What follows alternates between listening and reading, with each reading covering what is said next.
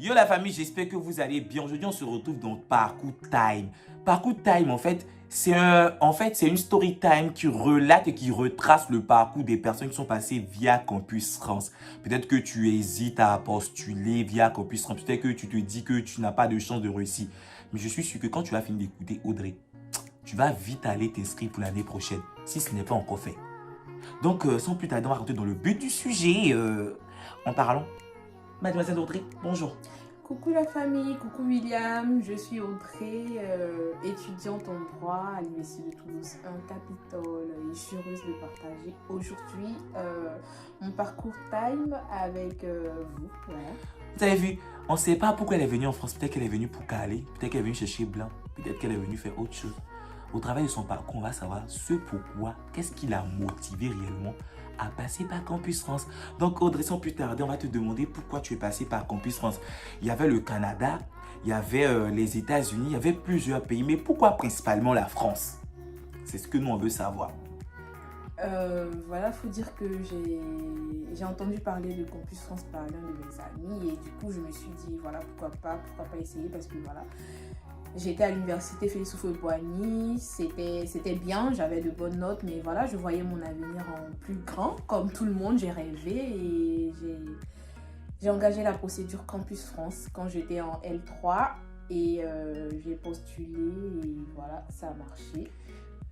Mais qu'est-ce qui a été l'élément déclencheur de pouvoir passer par Campus France? Parce que ouais, c'est vrai, on entend Campus France partout. C'est vrai que tu as entendu Campus France par le biais d'une personne, mais est-ce que tu t'es pas senti tout de suite, t'as pas senti le poids de la chose? Parce que Campus France, c'est quand même de la motivation, c'est quand même, faut avoir quand même de la force et de la rigueur pour le faire, quoi.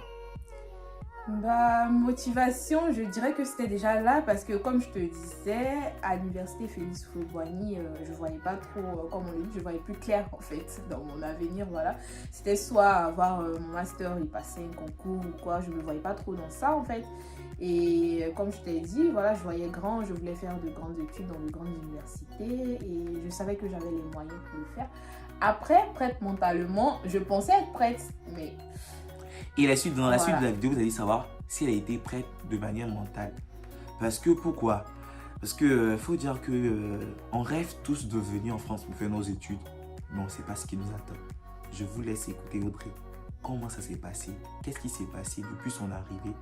Quelles ont été ses difficultés depuis la procédure? C'est depuis le bas en fait. On va commencer par le bas. Depuis le début, tout ce qui était constitution de dossier jusqu'au visa. Et après, elle va nous parler de quand elle arrive en France, qu'est-ce qui s'est passé. Donc Audrey, on t'écoute. Qu'est-ce qui s'est passé depuis la constitution du dossier jusqu'au visa? Quelles sont les difficultés que tu as eues à faire face? Ok, merci. Donc, comme je disais, j'ai postulé à Campus France. J'étais en licence 3 de droit privé. J'ai postulé pour la L2 parce que comme on le sait à Lyon, les résultats, ça sort jamais vite. Donc, J'ai postulé pour une licence 2 parce que j'avais pas mes résultats. Après, j'ai eu mes résultats, j'ai validé ma licence et tout. Mais j'avais déjà postulé, j'avais déjà eu une acceptation, Dieu merci, que j'avais déjà validée. Donc, voilà, j'étais déjà partie pour la L2 en France, à Clermont-Ferrand. C'est l'université qui m'a accepté en premier. Donc, j'ai commencé ma procédure. C'était pas facile, il y avait pas mal de documents à réunir, mais il a fallu de la détermination, du courage et surtout quand tu penses à l'objectif et tout, quand tu penses à voilà, ce que tu veux faire et tout, t'es enthousiaste. En plus, tu viens en France, quoi. En même temps, c'est pas comme si tu préparais un concours de police. Excusez-moi, c'est pas péjoratif, mais voilà, en Côte d'Ivoire ou quoi. Donc, voilà. Et de fil en aiguille, j'ai pu tout réuni et je suis arrivée. Pas le français, du fil en aiguille. Je suis arrivée en France et je suis arrivée à l'université Clermont-Auvergne en licence de droit. Je ne vais pas te couper, Audrey. Audrey a postulé pour une deuxième année. C'est-à-dire qu'elle a dit qu'elle était en troisième année, mais elle a postulé pour une L2. Je vais demander à Audrey, combien d'acceptations as-tu eu? Est-ce que le fait de t'être rétrogradé toi-même en arrière en L2, est-ce que ça a été un échec ou est-ce que les universités t'ont refusé à cause de cela, bien qu'elle était en L3? Donc, on va la laisser nous dire plus. Alors, il faut savoir que j'ai postulé très vite à Campus France. J'ai commencé très tôt ma procédure parce que je n'aime pas les choses de dernière minute. Donc, j'ai commencé très tôt et j'ai eu très tôt l'acceptation de Clermont-Ferrand, je pense en janvier ou début février. Ils m'ont donné un certain délai pour accepter que j'ai réfléchi, j'ai accepté. Après, j'ai postulé dans pas mal d'universités, je ne sais plus c'était combien, mais... on avait droit à 15 choix.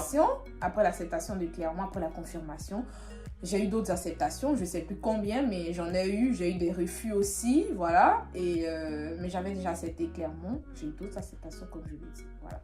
Et j'ai eu même une acceptation, je crois en L3, mais c'était déjà trop tard. Et en plus, voilà, je me disais que je ne savais pas que j'allais avoir validé ma licence. Donc j'avais déjà entamé la procédure. Et voilà.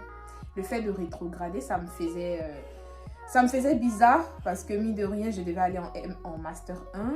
Mais quand je regardais l'objectif, comme je le dis, je regardais... voilà ce qui était plus grand. Voilà, je me suis dit, dans toute chose, il faut être patient, il faut savoir se remettre, se remettre en question, se remettre à niveau et pour rebondir plus fort, tout simplement. D'accord, vous voyez, Audrey, elle a rétrogradé, elle est en L2, elle allait prendre les bases solides. Pour moi, elle a pris des bases solides depuis l'ARIA pour pouvoir faire face au défi qu'elle allait devoir relever. Donc, on va écouter Audrey, comment elle a vécu sa L2, comment elle a vécu sa L3. Peut-être que tu poursuis pour une L2, Audrey va te dire plus. Peut-être que tu poursuis pour une L3, Audrey encore va te dire plus. Donc, reste jusqu'à la fin de la vidéo pour savoir qu'est-ce qui est devenu Audrey après ces 2 années. Voilà, je suis arrivée à Clermont-Ferrand en 2017 et en licence 2. Au début, comme je l'ai dit, j'avais un peu de regret d'avoir postulé en L2. Mais lorsque je suis arrivée, je me suis rendu compte qu'en fait, ce n'était pas une mauvaise stratégie parce que le droit en France et le droit en Côte d'Ivoire, c'est vraiment pas pareil. C'est le haut niveau ici. Quand tu arrives déjà, tu te rends compte de ceux qui t'ont dévancé, tu sais comment ça s'est passé, c'est pas excellent en fait. Et déjà, on te prévient que certes, le droit c'est dur. Mais en France, c'est encore plus dur, dur avec grand D.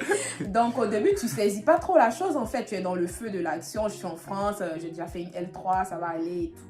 Non, parce que figurez-vous que quand je suis arrivée en licence 2 de droit ici en France, l'exercice phare, c'est le commentaire d'arrêt. J'ai fait une très bonne licence, j'ai fait un très bon parcours en Côte d'Ivoire, mais je ne maîtrisais pas le commentaire. Voire, je n'avais même pas fait de commentaire de ma vie jusqu'à ma licence. Donc, je suis arrivée et c'était déjà devant moi, c'était le fait accompli, il fallait s'y mettre. Heureusement, il y avait des cours de méthodologie, mais sur le tas, au premier coup, ça n'a pas marché. Voilà. Je me suis prise un râteau au premier devoir. Et là, l'estime en soi et tout ce que tu t'es dit, voilà, je viens pour tuer, comme on le dit, parce que voilà. Elle s'est fait tuer. Je me suis pris une très sale note, un 4 sur 20. Oula. Et voilà, là du coup il a fallu se remettre en question. J'ai pleuré comme tout le monde, mais en France la vie elle est faite de haut et de bas, pardon. Et donc il faut se remettre en question, il faut se remettre au travail. J'ai cherché un peu partout, j'ai cherché de l'aide, tu n'en auras pas. Enfin, l'individualisme. Et voilà, j'ai essayé et au fur et à mesure je me suis remise au travail et ça a payé parce que l'effort, ça paye toujours. Toujours. En fait. Ça paye toujours. Et de 4, je dirais, je me suis retrouvée à un 18 en fait, en commentaire, des 16, des 17 en semestre. Oui. J'ai validé mon année avec mention. Et l'année qui a suivi, pareil, c'était toujours difficile, hein. Toujours difficile, mais j'ai encore validé avec mention. Et là, je me retrouve à Toulouse pour continuer mes études. Et toujours, c'est pas facile, mais voilà, je suis fière de moi, je suis fière de ce que j'ai pu accomplir. Et la rétrogradation, ça m'a rien enlevé. Au contraire, j'ai 2 licences. Voilà. Et voilà, vous voyez, elle a 2 licences, elle a pris des bases solides, elle est prête. Qu'est-ce qu'Audrey voudrait faire en fait de son projet professionnel? Qu'est-ce qu'elle veut faire plus tard? Elle va nous le dire dans cette vidéo. Peut-être qu'elle veut faire en fait un master, je ne sais en quoi.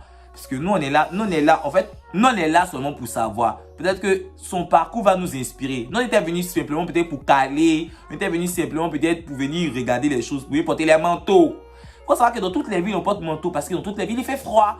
Tu vas là, actuellement, il fait froid. Tu vois un petit soleil, tu penses que c'est la chaleur. Il faut aller en bas. Il y a moins 2 degrés en bas. Donc, elle va nous dire Effectivement, elle a fait la L2, elle a fait la L3. Là, elle fait le M1.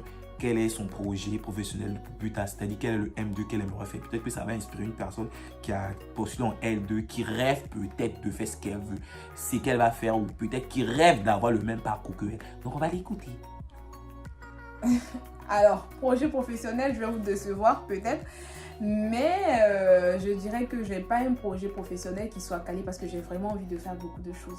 Je dirais, comme je le dis, moi, je dis si j'ai la grâce et tout, je suis assoiffée de connaissances en fait. Je pense que je connais trop les projets professionnels. Mais déjà, j'envisage faire un master en juriste d'entreprise, voilà, en juriste conseil. Et pourquoi pas le barreau, pourquoi pas un master en communication, pourquoi pas un autre master en marketing.